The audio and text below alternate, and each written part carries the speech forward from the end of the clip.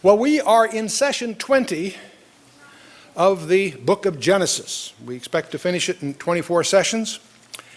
And this session closes the session on Jacob. You noticed a big shift of gears when we got after chapter 11. The first 11 chapters being what some people call Unit 1. It's what some people call prehistory. But from chapter 12, the call of Abraham, right on through are the patriarchs, Abraham, Isaac, and Jacob. And so you noticed a change of style, if you will. It's become very much a narrative. Here and there some things that are hidden behind rocks perhaps, but in general it's very straightforward. You can just read it and understand it, requiring relatively little amplification. And we're going to move from here to a third shifting of gears, if you will, when we get to the narrative of Joseph, which has to be one of the most phenomenal, touching dramas in the scriptures. But we've been through the first 14 sessions. We've actually budgeted ourselves. We allowed ourselves 14 sessions to cover the first 11 chapters because we really focused on the foundation, the creation. But we are at this point in the second of two sessions on Jacob. When we finish this, we'll be shifting to 3 sessions on Joseph, this colorful figure that is forthcoming. And we're going to talk about Jacob's wrestling. One of the strangest passages in the Bible is this business of Jacob spending all night wrestling with someone. And that will raise more questions than we have answers. Very, very strange thing. And then he, of course, is preparing to reconcile with his older brother that he defrauded. And he's very apprehensive about that for good reason. Then there's this strange event that occurs with Dinah. And we'll talk about that, of course, when we get there. And then he returns to Bethel. And then there's one final chapter before we get into Joseph where we just deal with the generations of Esau, his older brother that's an adversary, if you will, of Jacob's for many generations. Genesis chapter 32, verse 1. And Jacob went on his way, and the angels of God met him. Simple phrase, but sure raises some issues. And when Jacob saw them, he said, "This is God's host." And he called the name of that place Mahanaim, and which means two camps, or two camps is really the way it's generally translated. And Jacob sent messengers before him to Esau his brother unto the land of Seir, the country of Edom. The land of Seir is a synonym for the land of Edom. They both mean pretty much the same thing. And of course, that's the land of Esau, it'll turn out.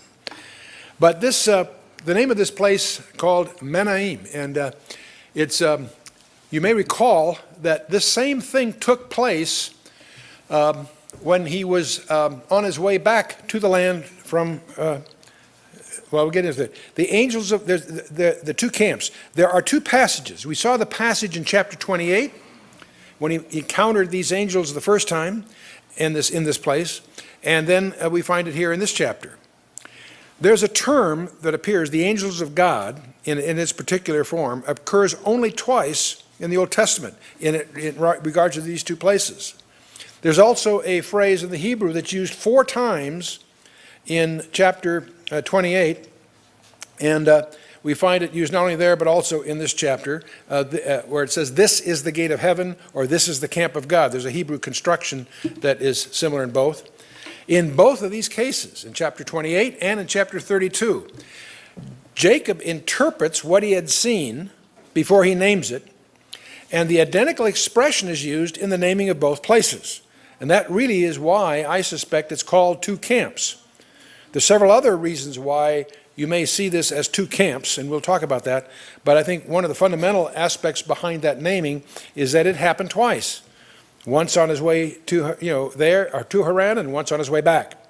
And so there's also a phrase, the halakanderic, to go one's way or to take a journey, are used in both places. So there's some Hebrew constructions. It's clear from the Hebrew text especially that these two passages in chapter 28 that we saw before and the one we're encountering here are intended to be seen together. And so and what Jacob does after seeing this, he sends messengers to Esau. Now, the word messenger and angel are equivalent. So these are God's messengers that he saw, and he inferred or he was instructed to send messages, and he is obviously very apprehensive about his intended encounter with Esau. And he commanded them, saying, Thus shall ye speak unto my lord Esau. Thy servant Jacob saith thus, I have sojourned with Laban and stayed there until now. We're talking 20 years here. You get the picture. And I have oxen and asses and flocks and men servants and women servants, and I have sent to tell my lord that I may find grace in thy sight. Now you may recall he staged all these things in groups. And as Esau encounters these groups, before he encounters, he's going to find one after the other, he's going to get softer because they're gifts, you see. And this is, Jacob is expecting him to seek his life. That was his older brother when he was defrauded back 20 years ago. He vowed he was going to get him. So now these years have gone by, and so Jacob's encountering him, and he's understandably very apprehensive. And so now the messengers returned to Jacob, saying, We came to thy brother Esau, and also he cometh to meet thee, and by the way, and 400 men with him. That's a bunch of men. You don't bring those along just to party. Then Jacob was greatly afraid and distressed, understandably. And he divided the people that was with him and the flocks and the herds and the camels into 2 bands or 2 groups, okay? The Menahanoy, it's 2 camps. That's again, seems to echo the name of the place that he gave because of the angels, but there may be far more going on here. It may be just that Jacob was developing his strategy following that model. Or he may have even been instructed. The text doesn't give us any basis to believe that. But in any case, he divided them into 2 bands or groups and said, If Esau come to the one company and smite it, then the other company which is left shall escape. So see, part of this is a defensive strategy. It's a defense in depth, in a sense, okay? And Jacob said, O God of my father Abraham. Now, he goes into a prayer, and his deep fear shows up in his prayer. Jacob said, O God of my father Abraham and God of my father Isaac, the Lord which said unto me, Return unto thy country and to thy kindred, and I will deal well with thee. I am not worthy of the least of all the mercies and of all the truth which thou hast showed unto thy servant. For with my staff I passed over this Jordan, and now I am become 2 bands. He's going to go on, but let's just take a couple of things. Notice how he starts. He reminds God of God's commitment to him. He says, the God which said unto me, Return to thy country, and so forth. In other words, he's reminding God of God's commitment to him, first of all. And the second thing he does, I'm not worthy of the least of all thy mercies. Boy, we really need to say that and mean it when we pray. No matter how far down we are, no matter what kind of problems we have, we're not getting what we deserve. The last thing in the world we ever want is justice.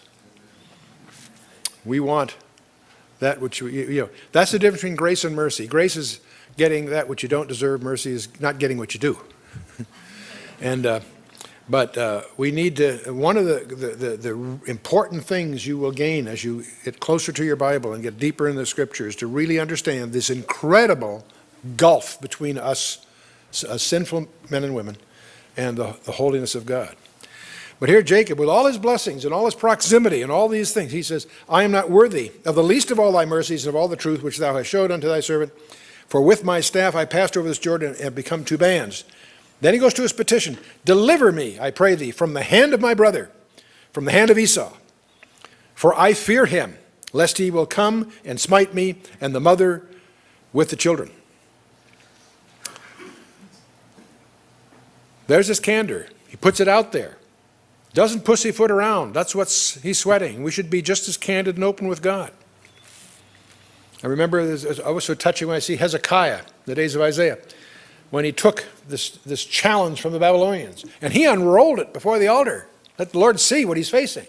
He didn't just tell him about it. There it is, and so on. So if you have a piece of property you're praying over, put the legal description on the altar. Talk to the Lord about it, or whatever it might be that you're dealing with him on. Be very direct with him. And thou saidst, I will surely do thee good. See, he reminds God again what he said, I will surely do thee good, and make thy seed as the sand of the sea, which cannot be numbered for multitude. One of the things all this prayer should, of course, have built Jacob's confidence, as he, in effect, by praying this, reminds himself that God made these commitments. God is listening. He is a God that delights in answering prayer. But one of the other things to be sensitive to, often God will use your prayers as his way of enlisting you in what he's trying to do. And clearly one of the things there, this meeting with Esau is foreordained. And so Jacob needs to handle it properly. Anyway, verse 13, he lodged there that same night and took of that which came into his hand a present for Esau his brother. Here's his present for Esau. You ready for this? 200 she-goats, 20 he-goats, 200 ewes and 20 rams, 30 milk camels and their colts, 40 kine and 10 bulls, 20 she-asses, 10 foals. And he delivered them into the hand of his servants, every drove by themselves, and said unto his servants, pass over before me, and put a space betwixt drove and drove. He wants them, he doesn't want them all there at once. One after another in sequence, okay? And he commanded the foremost, saying, when Esau my brother meeteth thee, and asketh thee, saying, whose art thou? Whither goest thou? And whose are these before thee? Then thou shalt say, they be my servant Jacob's. It is a present sent unto my lord Esau, and behold, also he is behind us. So he's sending these out in advance. These are gifts. He's going to, Esau is intended to be stunned, because here are these magnificent assets. And whose are they? Well, it's for you. It's a gift from our boss, So that should work. And so commanded he the second and the third, and all that followed the drove, saying, on this manner shall ye speak unto Esau, when ye find him. And say ye moreover, behold, thy servant Jacob is behind us. For he said, I will appease him with the present that goeth before me, and afterward I will see his face. Peradventure he will accept of me.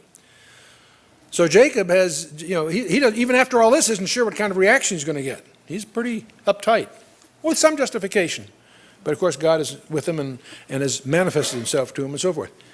And he went, and he went the present over before him, and he himself lodged that night in the company. And he rose up that night, took his 2 wives and his 2 women servants and his 11 sons, and passed over the ford Jabbok. I'll come back to the brook in a minute. He took them and sent them over the brook, and sent over that he had. And he was left alone. Now this is okay. So this is all set up.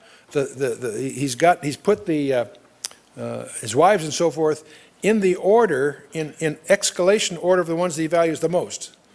So Rachel and Joseph, and well, Benjamin isn't born yet, but are the last. He puts he sort of reminds me, once we were getting on a plane, and you know how they always do, they talk about if there's a sudden change in cabin pressure, that your mask will drop off for you, so forth. You've all heard that if you've been flying, right? And says, if you're with a small child, you should put on yours first, and then the child's. And this one gal says, if you're traveling with 2 children, now's a good time to figure out which one you love the most. And of course, I couldn't believe my ears, She was, of course, just kidding, but they don't generally do much kidding. But anyway, that was sort of what Jacob did. He put the ones he loved the most last. But he arranges all this, but then he's sent them all over the brook. He's there alone. And the scripture doesn't tell us much about what happened, but that which it tells us is very provocative. Jacob was left alone, and there wrestled a man with him until the breaking of day, or till the ascending of the morning, is what it actually says in the Hebrew. And now it says there was a man there. Now you and I could speculate all kinds of things, except let me tell you, let's look ahead. In the book of Hosea, it is called an angel by Hosea in the scripture, in the Holy Scripture. And also, Jacob, when you get down to verse 30, forthcoming, he calls this person God. So most scholars recognize, you can't escape the fact that this is a person that is God. And one of the glib ways to talk about it, it's a pre-incarnate experience of Jesus Christ. Okay, and he goes to ask him what's his name. He's going to get a very evasive kind of answer, and I'll come back to that. We'll take that when we get there. But he's wrestling with him, and this is not a brief little encounter. All night long, until morning, when the one he's wrestling with begs for him to let go because he's got other things to do. Okay? So right away we're kind of puzzled. What on earth is going on here? And notice, and when he saw that he prevailed not against him, that is, his adversary isn't losing, the adversary apparently resorts into a supernatural gesture. He touches the hollow of his thigh, and the hollow of Jacob's thigh was out of joint as he wrestled with him. In other words, the one he's wrestling with him apparently has to resort to putting his leg, his hip out of joint, from which he will limp the rest of his life. This isn't something that's going to heal over a few days, And then it goes on in verse 26, and he said, "Let me go." Who said, "Let me go"? Jacob? No, his adversary. "Let me go, for the day breaketh." And he said, "I will not let thee go, except thou bless me." This guy Jacob is a character. We recognize him as a, kind of a pushy, conniving swindler. He swindles his elder brother out of the birthright. He, he defrauds his older brother of the patriarchal blessing by taking advantage of his father who's blind. He pulls that whole stunt we saw. Jacob's a character.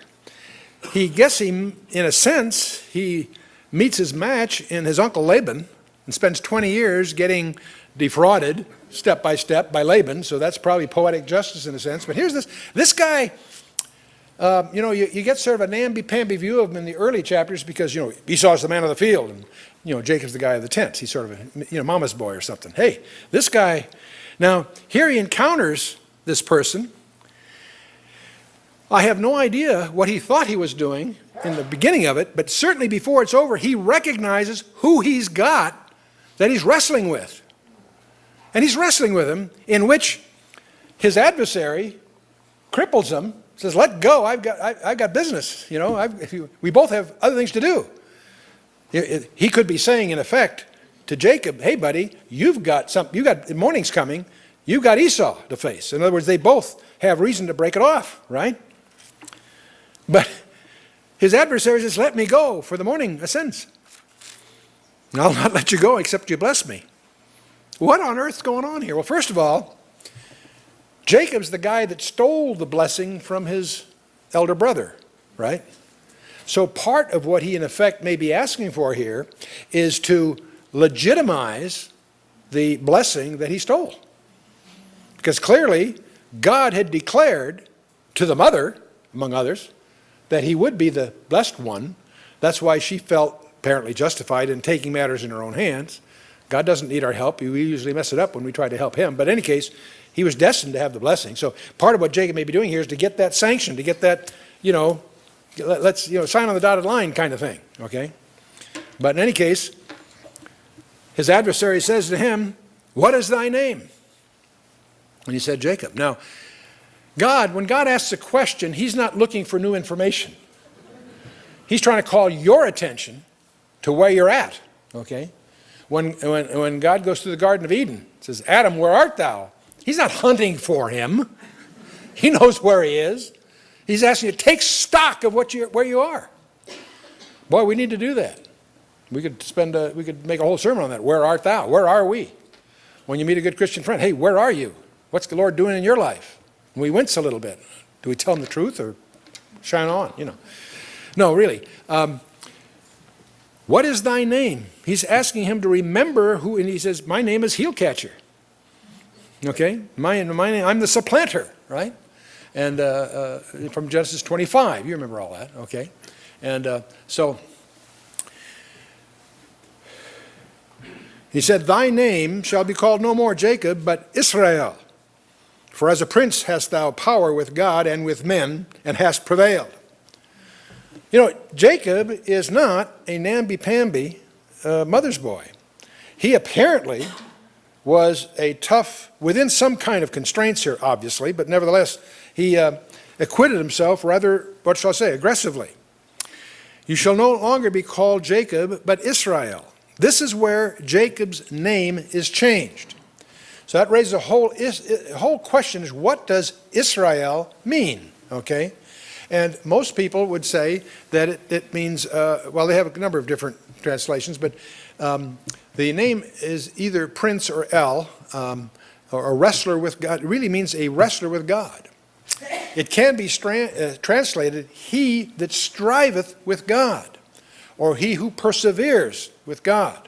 And the word may be associated with a root sar, which means prince, which is a link implied here, because it shall be called no more Jacob but Israel, for as a prince thou hast power with God. So both ideas are embodied in the amplifying sentence which continues. But it may surprise you that the name Israel can be defended as translated as a princely wrestler with God. It certainly affects here. Here's Jacob, who's clearly a prince because he's one of the patriarchs. He's been sanctioned to be the line from which the Messiah will come. He certainly has prevailed. He's wrestled with God, and even though that may puzzle us to try to visualize, that's clearly what the text says. But it fascinates me to stand back and watch today, because here's Israel still wrestling with God. They're still not really buying the Torah. They've got this whole Talmudic thing they do, There's a whole issue. And in fact, when you read Hosea 5:15 and other passages, you need to understand what the tribulation is all about. We all know that there's a 7-year period that both the New Testament and Old Testament really nails down. It's the most documented period of time in the Bible, both Old and New Testament. And the last half of that, Jesus himself labels as the Great Tribulation. And the purpose of that is to drive Israel to the wall. And the climax of that will be that Israel will acknowledge their offense. In their affliction, they will seek me earnestly. That's Hosea 5:15. And Jesus himself, in Hosea, in the Old Testament, says, I will return to my place, that must have meant he left it, until they acknowledge their offense. In their affliction, they will seek me earnestly. See, anyone that thinks that the church goes through the tribulation has 2 pieces of homework to do. They need to understand what the church really is. Most people who are a little mixed up on eschatology, it's not a question of eschatology, which is a study of the last time, it's a study of ecclesiology, to really understand the mystical nature of the church and how it's in juxtaposition or separate from Israel.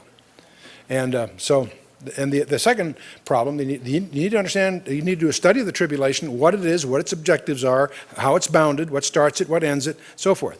And so you'll discover in your own study, don't take my word for it, that's breaking the rules. You know what? Let me remind you, Acts 17:11 goes to the top of your notepad.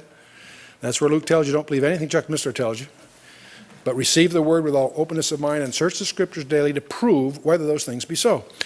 But in any case, it's an interesting parallel that the name of Israel, which was gained at this wrestling here, will prophetically, perhaps, at least in a broader strategic sense, reflect in advance the wrestling that this nation is going to endure before the second coming. In fact, it's a prerequisite condition of the second coming. There's no prerequisite conditions for the rapture. It'll catch us all by surprise.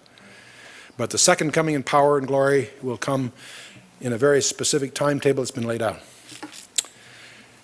So anyway, he says, your name shall no more be called Jacob, but Israel. I want to mention something else. I think I make the point of it a little later anyway, but so I don't miss it. I want you to notice something else. All through the Bible, there are occasions where people's names are changed. Abram became Abraham. Sarai became Sarah, right? Saul of Tarsus became Paul, and so on. In each of those cases, once the name has been given, it never changes. Paul is never called Saul once he's Paul, right? Abraham is never called Abraham once he's called Abraham. In other words, the name changes are done. There are two exceptions to that, and Jacob's one of them. You find his name all through the Bible after this verse. You also find him occasionally, not often, but occasionally called Israel. And we'll say, gee, they're interchangeable. Yes, they are, but you'll notice, I want you to notice as you read the scripture, when he's called Jacob, he's in the flesh. He's mostly in the flesh. When he's really shining, when he does it right, he's called Israel. And some people say, well, they're used interchangeably. Yes, they are, but look at the context very closely and see what you come to. Same thing with Simon Peter. He's called Peter, he's called Simon. Watch closely. Which one? Simon, Simon, Satan has decided to have you and sift you as wheat and so forth. You know, notice the new name is a compliment. There's times he doesn't earn the compliment. You follow me? There's other times, in other words, you can notice it in the two names. Anyway, so Jacob, in verse 29, asked him, says, oh, tell me, I pray thee, thy name. He'd like to know who this guy is. And he said, wherefore is it that thou dost ask after my name? You notice he doesn't answer the question.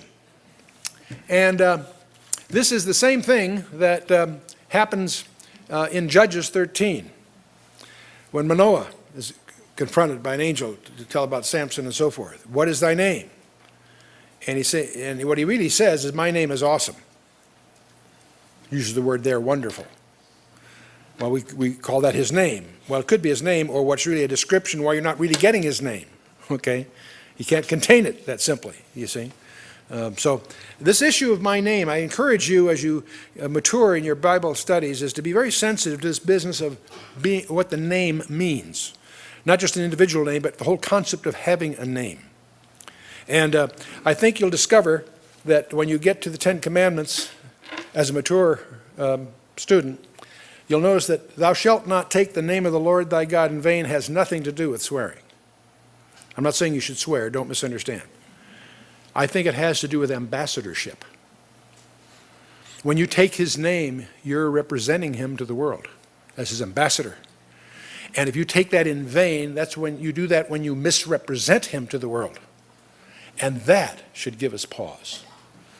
I won't ask for a show of hands of how many of us can recall significant incidents where we have failed to properly represent God by our conduct, by our demeanor, by our presentations of whatever kind. I think that's what that commandment's all about. It's not about, foul language. Not that's also disreputable, but I think that commandment goes far deeper than simply a lack of maturity or discipline in controlling the tongue. It's far deeper. Anyway, so Jacob's asking him, what's your name? And he says, why is it that you ask for my name? But he does comply with Jacob's request. Jacob would not let go. I don't know if it's a hammerlock or just a grip around his ankles. I have no idea. But he wouldn't let go until he got his blessing. And he got his blessing. So you notice the two things that he got here are the very two things that he had defrauded his brother of. Right? The birthright and the blessing. And Jacob called the name of the place Peniel, which means the face of God. For I have seen God face to face, and my life is preserved. Wow. You see, and there is a sense in which no one has seen God in the sense of its completeness. But there are hundreds of people that have seen God in the resurrection. If you've seen me, you've seen the Father, he challenges and so forth. So there's a whole debate you can get into on that. But basically here, Jacob himself says, I have seen God face to face, and my life is preserved. He's flabbergasted that he's actually been in contact with God. And I personally believe this is a pre-incarnate appearance of Jesus Christ. He called the name of the place Peniel, or Penuel, same thing, there's a slight vowel difference. And as he passed over Penuel, the sun rose upon him, and he halted upon his thigh. So he's limping. He's going to be limping for the rest of his life. In chapter 49, when at the end of his days, he prophesies with 12 tribes, leaning on a staff. So he's going to carry this as an emblem of this encounter. And there's analogy, of course, with Paul and his thorn in the flesh, which was his offset for some unusual insights he had. So, and therefore, now this also leads to an interesting observation by the Jewish community subsequently. He says, therefore the children of Israel eat not of the sinew which shrank, that is, upon the hollow of the thigh unto this day, because he touched the hollow of Jacob's thigh in the sinew that shrank. Now this is not in the Torah, it's not part of the normal Mosaic code, but it is a practice by observant Jews. Peniel. See, the wrestling occurred, notice, as Jacob was on the threshold of the land of promise. This occurred as what essentially is the boundary as he goes from Haran to the promised land. This is where he was named Israel. And it's called Penuel, which is given in response to Jacob's new name. So he gave this place a name in response to his name. But there's also this peculiar dietary restriction. And Orthodox Jews still refuse to eat the tendon of the hindquarter of animals because in their deference to this unusual event that occurs here. Now there's something else. All through this there are very colorful plays on words in the Hebrew. We missed that because we were dealing in a translation. And I won't spend too much time on this, but I'll show you just one. First of all, Jacob is actually Yaakov. Yaakov. He's the man. And the place was the brook Yabok, and it means emptying. And that's the place, Yabok. See, Yaakov, Yabok, and the word wrestling is Yabok. So he wrestled. So you got the man, the place, and the match are in the Hebrew almost what we call homonyms, words that are pronounced very similarly but mean something totally different. So Jacob, the name of the brook, the location of it, and the fact that he's wrestling all have a very, very similar sound. If I was pronouncing the Hebrew properly, which I'm not, you would have a hard time distinguishing between the three. Okay? So before Yaakov could cross the Yabok, the land of blessing, that he had to be Yabok, wrestling. So that's probably all of us. That's probably true of all of us. That's true of all of us. We have a very naive presentation of the gospel and being saved. Accept Jesus Christ, come down the sawdust trail, and boy, that's it. Done. No, it's not that simple. That's a beginning, not an end. That's not the climax, it's the beginning. Our problem is not life after death. Our problem is life after birth. When you're born again, then what? The fact that you're here in these studies says something's happening. You're growing. You're seeking His Word, Himself, relationship. It's a continual thing, and should be. Well, okay, that's chapter 32 with wrestling. Now we get to this rather dramatic connect where Jacob finally does encounter his erstwhile brother. Jacob lifted up his eyes and looked, and behold, Esau came, and with him 400 men, and he divided the children unto Leah and unto Rachel, notice the order, and unto the two handmaids. And he put the handmaids and their children foremost, then Leah and her children after, and then Rachel and Joseph the hindermost. Okay, Benjamin was not born yet. And he passed over before them, and he bowed himself to the ground 7 times until he came near to his brother. Now, when you see, he didn't bow 7, he would bow, go a little further, bow. In other words, he's haltingly approaching with great deference to his brother. And Esau ran to meet him and embraced him and fell on his neck and kissed him, and they wept. It's been 20 years. And he lifted up his eyes and saw the women and the children and said, Who are these with thee? He said, The children which God hath graciously given thy servant. Notice the different style. He has the birthright. He's technically the one that should be the senior, but he's setting that aside. I'm your servant, Esau. Then the handmaidens came near, they and their children, and they bowed themselves. And Leah also with her children came near and bowed themselves. And after came Joseph near and Rachel, and they bowed themselves. And he said, What meanest thou by all this drove which I met? He says, These are to find grace in the sight of my Lord. And Esau said, I have enough, my brother. Keep that thou hast unto thyself. He doesn't want this gift. Now you and I think that's gracious. We don't understand the tribal customs. it was essential that Jacob get Esau to accept this gift, because that gift was regarded as a covenant of friendship, and he couldn't accept that gift and hold any grudges. That's the way it worked.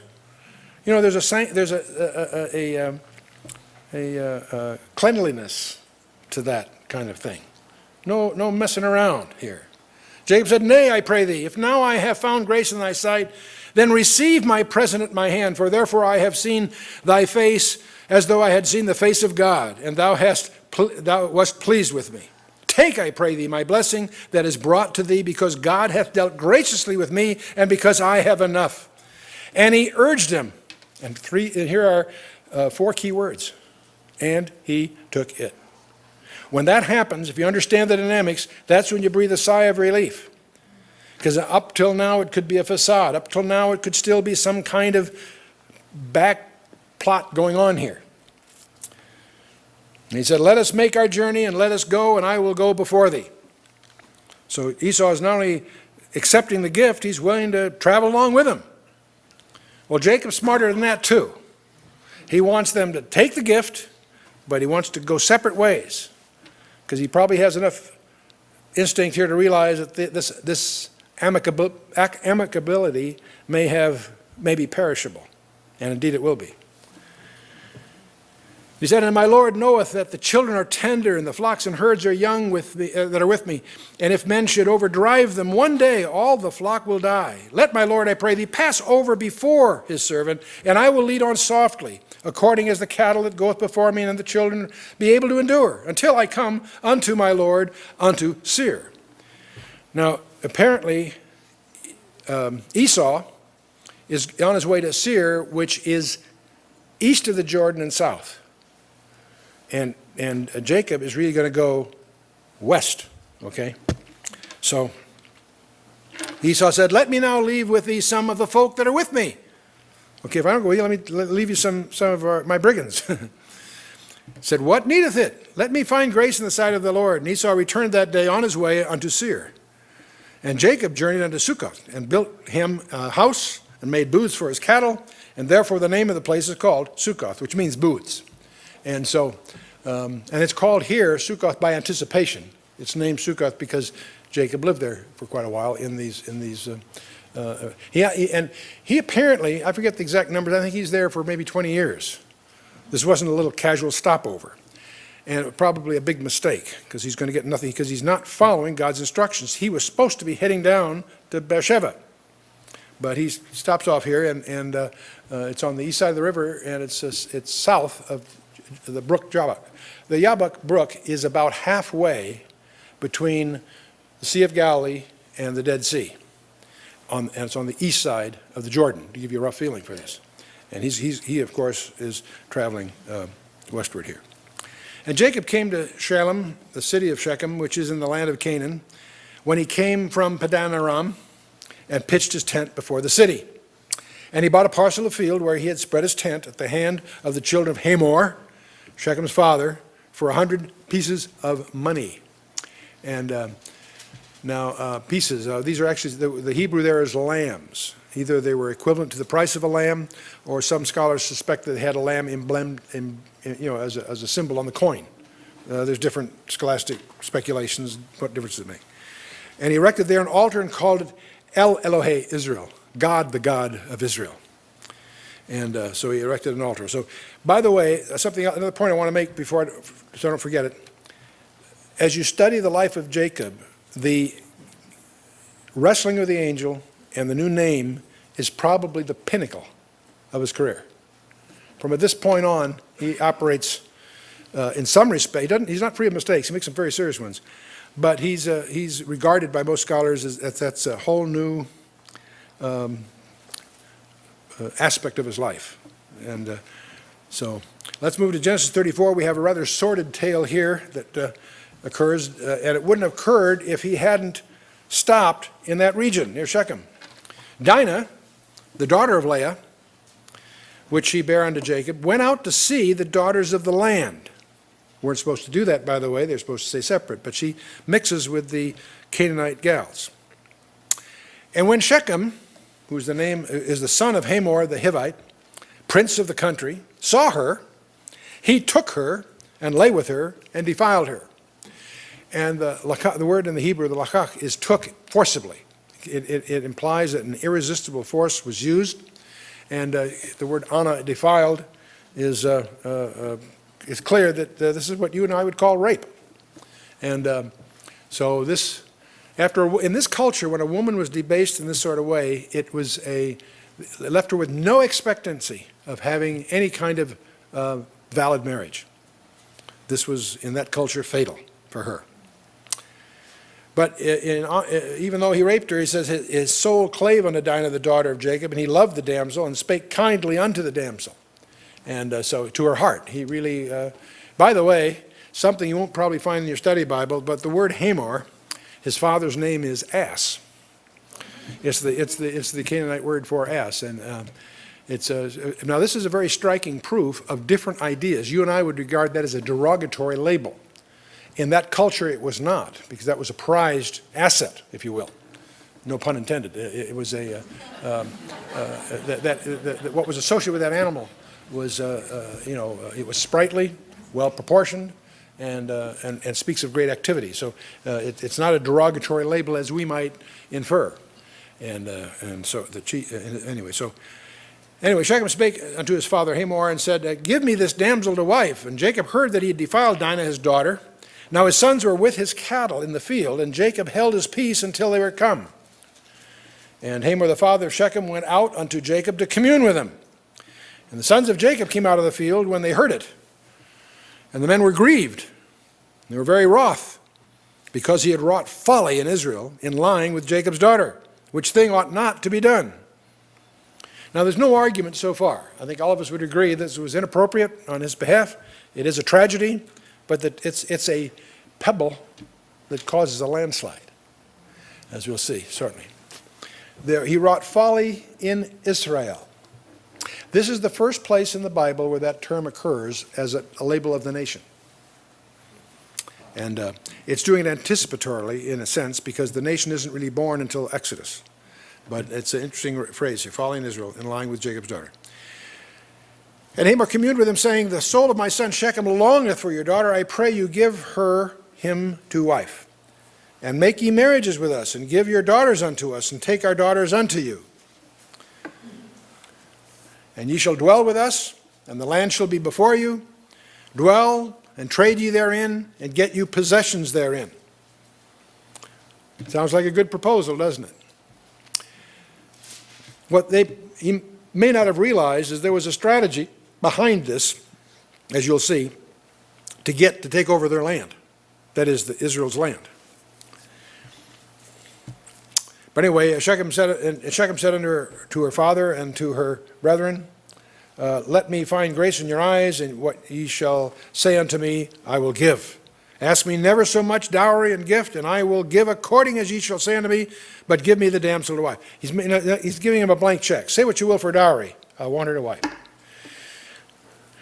Now the sons of Jacob, and there's going to be specifically two sons of Jacob.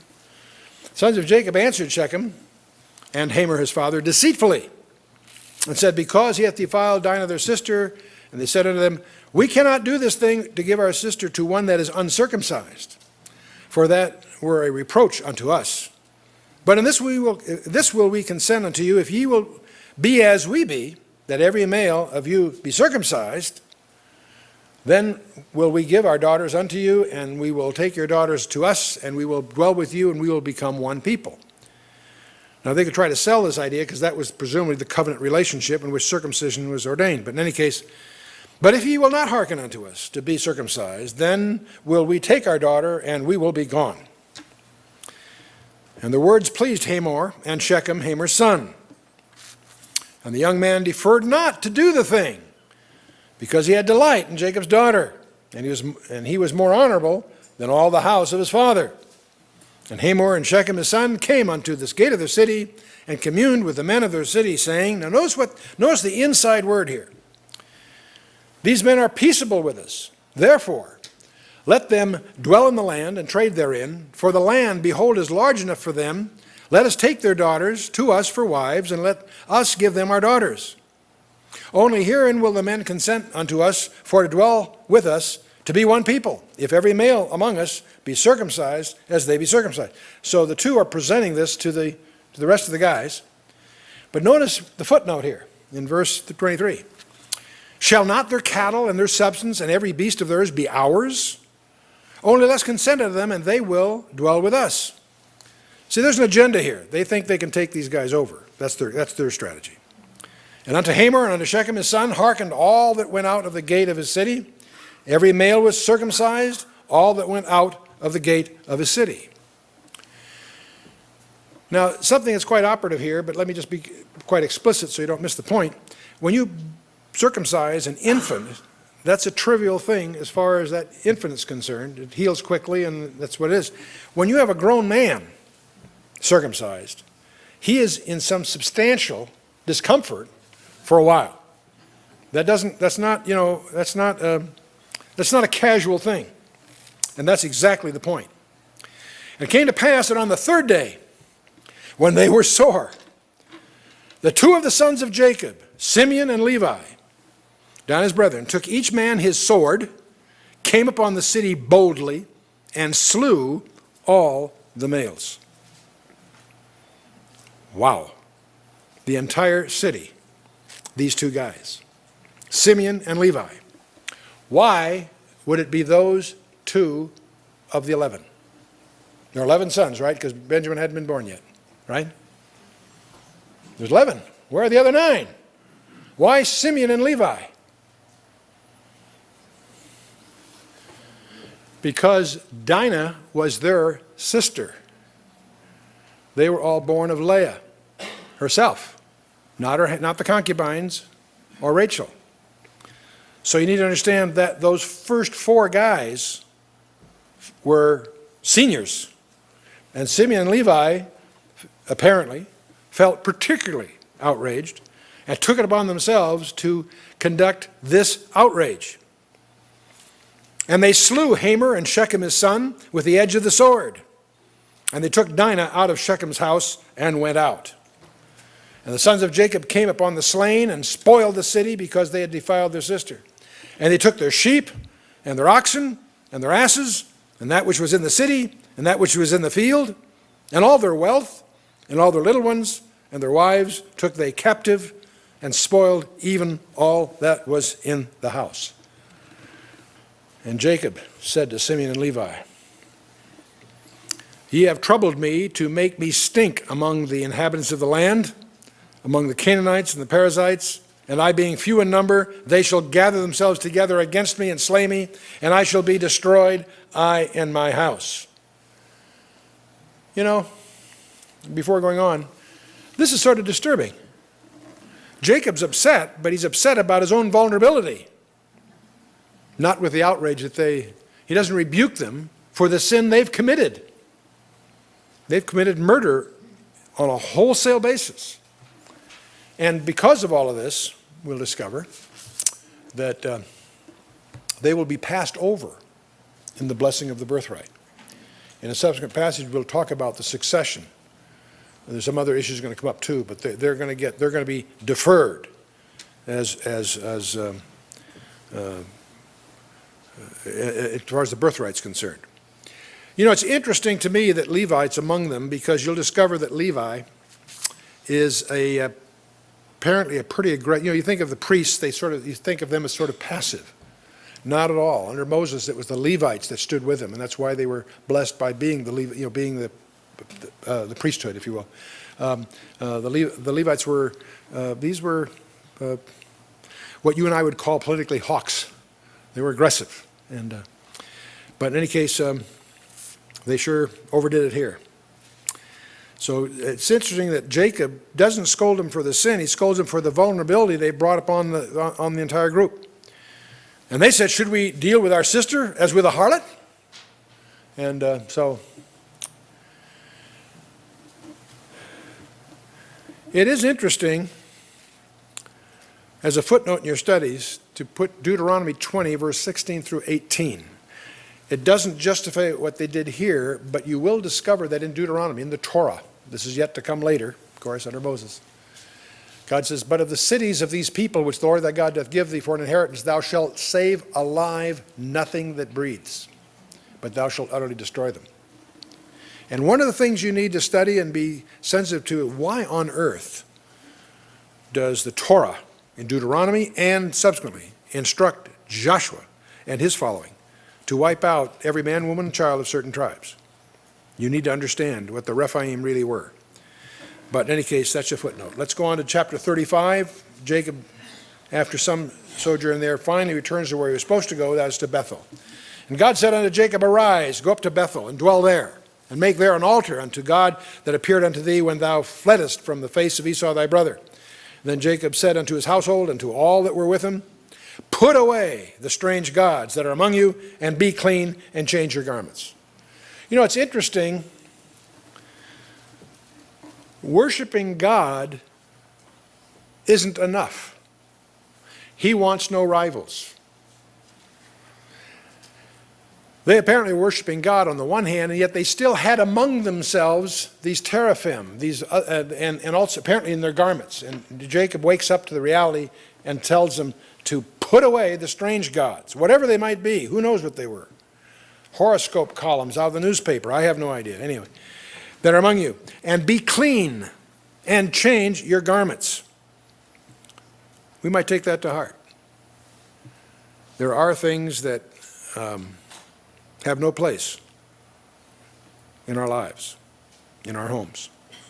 We might take that to heart. And Jacob said, let us arise and go up to Bethel, which means, by the way, Beth means house, El, God, the house of God. Up to Bethel. And I will make there an altar unto God, who answereth me in the day of my distress, and was with me in the way which I went. And they gave unto Jacob all the strange gods which were in their hand, and all their earrings which were in their ears. And Jacob hid them under the oak which was by Shechem. It's interesting how they seem to bury these things under these huge terebinth trees. Now, I'm not suggesting there's anything wrong with earrings. I infer from this that the earrings that they had may have borne symbols that were inappropriate.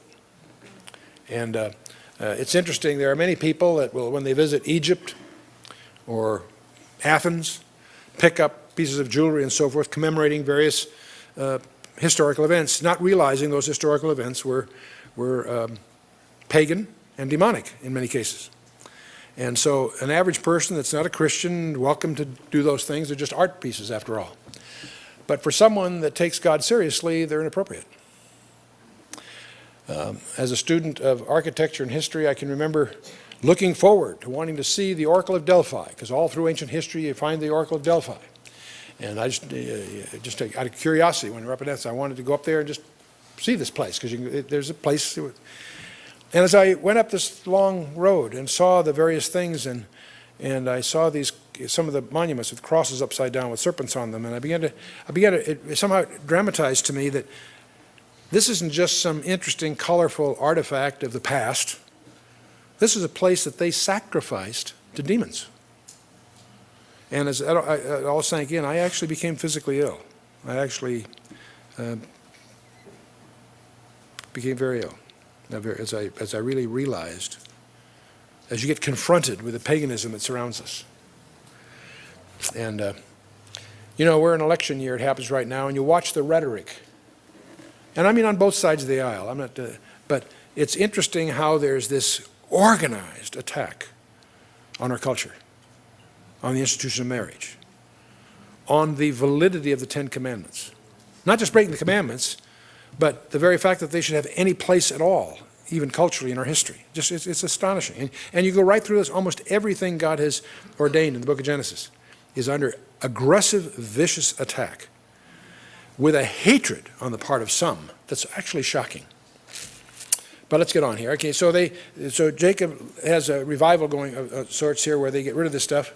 And they journeyed, and the terror of God was upon the cities that were round about them. And they did not pursue after the sons of Jacob. You know, Jacob was sweating that all these people would dislike them, and they probably did, but at the same time, they also didn't mess around. They gave them a wide berth, apparently.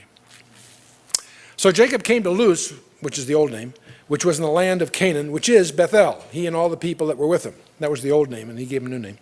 And he built there an altar and called the place El Bethel, because there God appeared unto him when he fled from the face of his brother. El Bethel. That is the God of the house of God, see?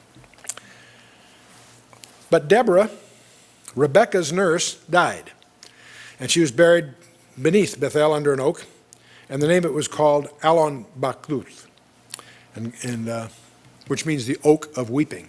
And it's interesting that Jacob's wives' idols were also buried under oak back in Shechem, remember, a few verses ago. And so at Bethel, God is going to confirm the promise that he had made there earlier, back in chapter 32. And so Jacob's name change is the evidence of that blessing. So let's go through here in verse 9. God appeared unto Jacob again when he came out of Padan Aram and blessed him. And God said unto him, Thy name is Jacob, thy name shall not be called any more Jacob, but Israel shall be thy name. And he called his name Israel.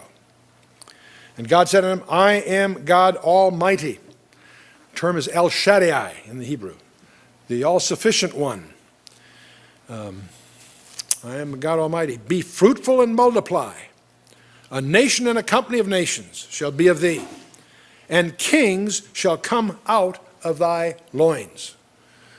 You know, that's an interesting, don't dismiss that. You see, there's been no kings yet. We're not into Samuel.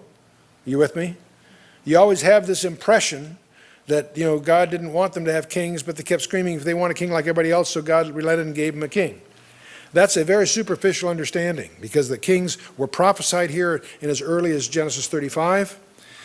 Also, the lineage and identity of David was predicted in the times of the judges. That's before the time of Samuel.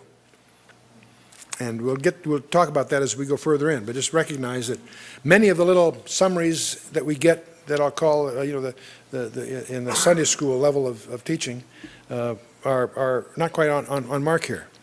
Kings shall come out of thy loins, indeed. Not only kings, but the King of kings, incidentally.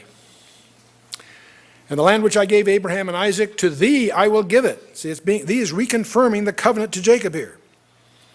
Which I gave to Abraham and Isaac, to thee will I give it, and to thy seed after thee will I give the land. And this is, verse 12 here is being challenged by the world today. By the European Union, by the United Nations, and by many that are elbow length away from our president. And God went up from him in the place where he talked with him. And Jacob set up a pillar in the place where he talked with him, even a pillar of stone.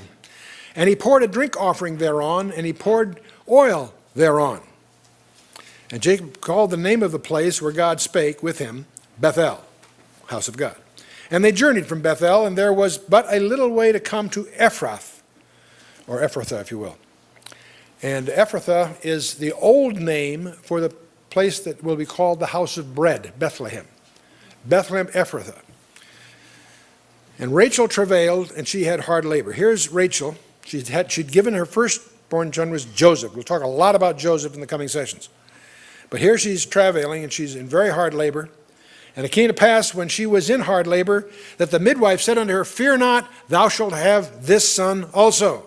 It came to pass, as her soul was in departing, for she died, that she called his name Ben-Onani, but his father called him Benjamin. The one is the son of my sorrow, or birth pangs, if you will. But the father, Jacob, calls him Benjamin, the son of my right hand. And boy, is that a prophetic statement in some interesting ways. And Rachel died and was buried in the way to Ephrathah, which is Bethlehem. And Jacob set up a pillar upon her grave, that is the pillar of Rachel's grave unto this day. And when you go south of Jerusalem towards Bethlehem, there's a place there they call Rachel's tomb. It's a traditional site. Some scholars feel it's only a tradition. But in any case, it's highly venerated, of course, in the Jewish community in any case. But whether it's actually her grave or not who knows. But anyway, that's an issue. Now this is the first son that is born in the land. The other 11 of the 12 were born in Syria, Padan Aram. And so Bethel is about 10 miles north of Jerusalem, and Bethlehem is about 6 miles south of Jerusalem, just to give you a rough feeling of the geography here. And but a lot of people dying. Deborah died, Rachel died, more coming. Israel joined and spread his tent beyond the Tower of Edar. It came to pass when Israel dwelt in that land that Reuben went and lay with Bilhah, his father's concubine. And Israel heard it. And there are some, Reuben was the eldest. He in theory would have been the eldest son of Israel and had the birthright. And some feel that he may have been trying to replace his father's patriarch by this traditional act. This was a very common pagan procedure for the young buck to assert himself by taking his father's concubine, not just for the lust involved, but for the act. It's a way of rebelling and taking over, in a sense, asserting yourself as the patriarch of the family. But in this case, by this he loses his birthright. We'll deal with that in chapter 49. But this causes Reuben to forfeit his lineage as the senior of the gang here. And now the sons of Jacob were 12 at this point, because we've got Benjamin with us. We've got sons of Leah were Reuben, Jacob's firstborn, and Simeon and Levi, and Judah and Issachar and Zebulun. Sons of Rachel, Joseph and Benjamin. The sons of Bilhah, which was Rachel's handmaid, Dan and Naphtali, or however. And the sons of Zilpah were Leah's handmaid, was Gad and Asher, and these are the sons of Jacob, which were born unto him in Padan Aram. They're all born, with the exception of Benjamin, all born in Syria. Just to refresh your memory of the slide before, we had Abraham, who had under under Hagar had, of course, Ishmael, but under Sarah had Isaac, and then who in turn with Rebekah had Esau, the firstborn, but then Jacob, and under Leah and Rachel, his wives, Leah gave birth to Reuben, Simeon, Levi, and Judah in that order, and ultimately Dinah, and that's why Simeon and Levi were direct. They were full brother and sister with Dinah.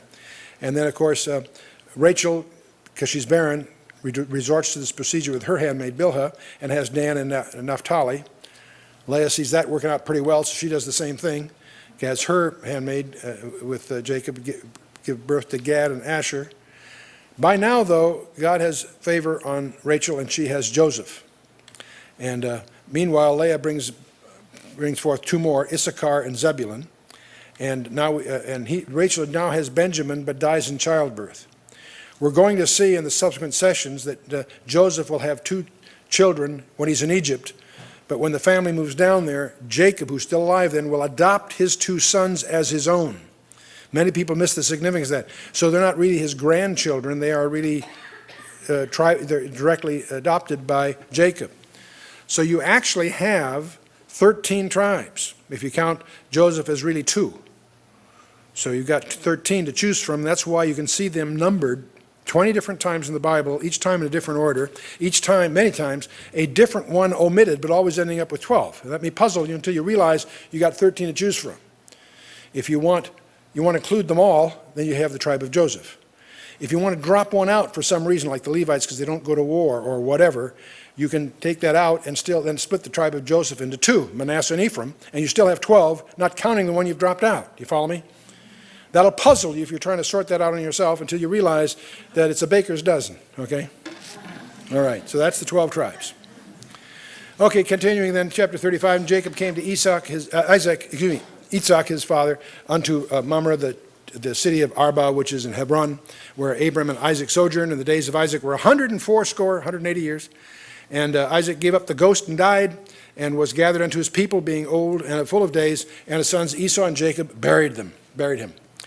We have one chapter, but it's very light. It's a lot of words that I will mispronounce, but it's basically, before we get into Joseph, the Bible sets aside Esau. Esau and the Edomites are going to be the traditional enemies of Israel. And so we're going to count them. Herod was not Jewish. He was an Edomite.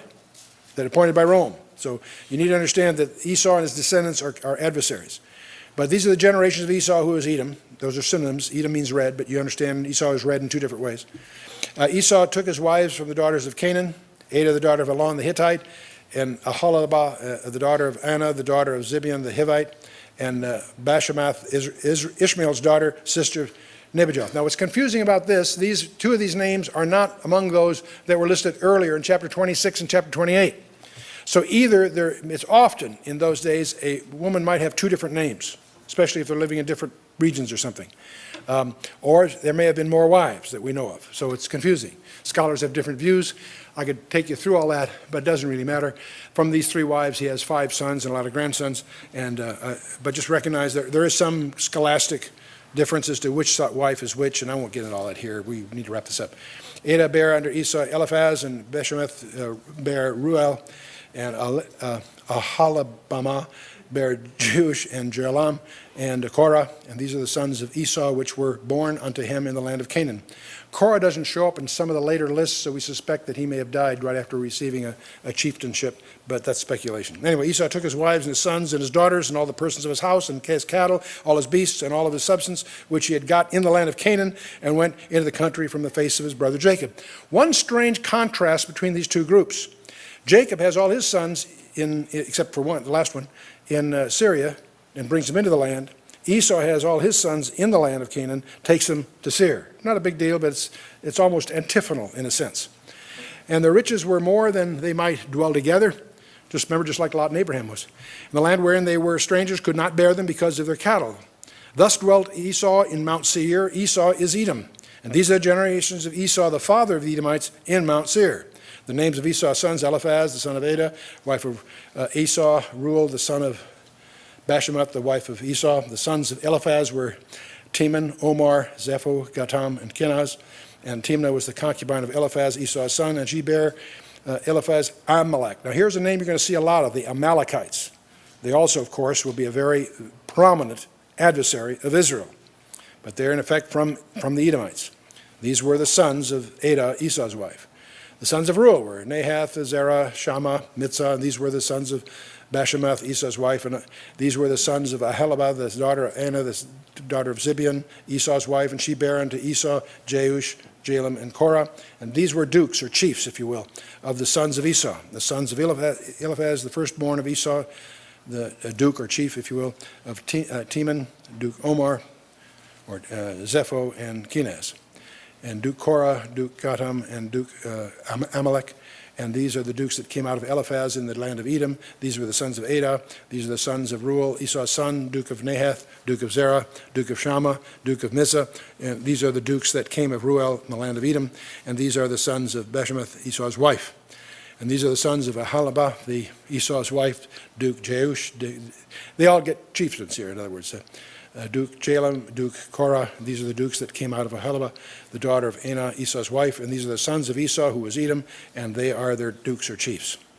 And these are the sons of Seir, the Horite, who inhabited the land: Lotan and Shobal and Zibeon and Anah and the Dishon and Ezer and Dishon. And these are the dukes or chiefs of the Horites, the children of Seir, in the land of Edom. And the children of Lotan were Hori and Heman, and Lotan's sister was Timnah.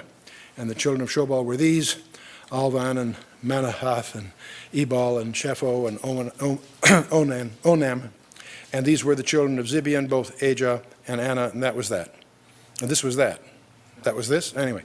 This was that Anna that found the mules in the wilderness as he fed the asses of Zibeon his father. And the children of Anna were these: Dishon, Aholibah, the daughter of Anna.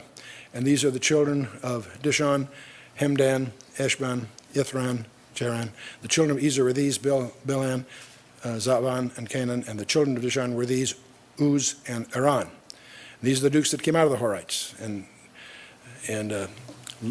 Duke Lotan, Duke Shobal, Duke Zibeon, Duke Anna, Duke Deshon, Duke Ezer, Duke Dishon. These are the dukes that came out of Hori among the dukes of the land of Seir. And these are the kings that reigned in the land of Edom before there reigned any king over the children of Israel. And Bela the son of Beor reigned in Edom, and the name of his city was Dinhabah. And Bela died, and Jobab the son of Zerah of Basra reigned in his stead. Jobab died, and Hushan of the land of Temani reigned in his stead. And Hushan died, and Hadad the son of Bedad, who smote Midian in the field of Moab, reigned in his stead, and the name of his city was Avith. And Hadad died, and Samlah of Masrekah reigned in his stead, and Samlah died, and the Saul of Rehoboth by the river reigned in his stead, and Saul died, and Baal-Hanan the son of Achbor reigned in his stead. And Baal-Hanan the son of Achbor died, and Hadar reigned in his stead, and the name of his city was Pau, and his wife's name was Mehatabal, and the daughter of Matred, the daughter of Mezahab. And these are the names of the dukes that came of Esau according to their families, after their places, by their names: Duke Timnah, Duke Alva, Duke Heth. And it goes through this whole list again. According to the inhabitations in the land of their possession, he is Esau, the father of the Edomites. Now, this doesn't mean much to you and I obviously have just skimmed through these things, mispronouncing most of them. But unless I've missed something, none of these popped in my mind as being that essential for what comes follow, other than it is the record, and these are names and people and tribes that are going to be very, very important to Israel because they're the adversaries. We're going to counter the Edomites collectively as adversaries frequently throughout the Scripture. So we are going now to shift gears next time. We've finished with we had 2 sessions on Abraham, 2 on Isaac, 2 on Jacob. We're now going to shift to 3 sessions on Joseph. And it is going to be a very, very colorful, different drama forthcoming. One of the most dramatic chronicles that you'll find anywhere in literature, let alone in the Bible. It's just going to be a lot of fun. We're going to talk about Joseph and these weird dreams that he has, and these dreams will surprise you. They not only change the course of history, they also unlock critical chapters in the book of Revelation. So we'll touch on that.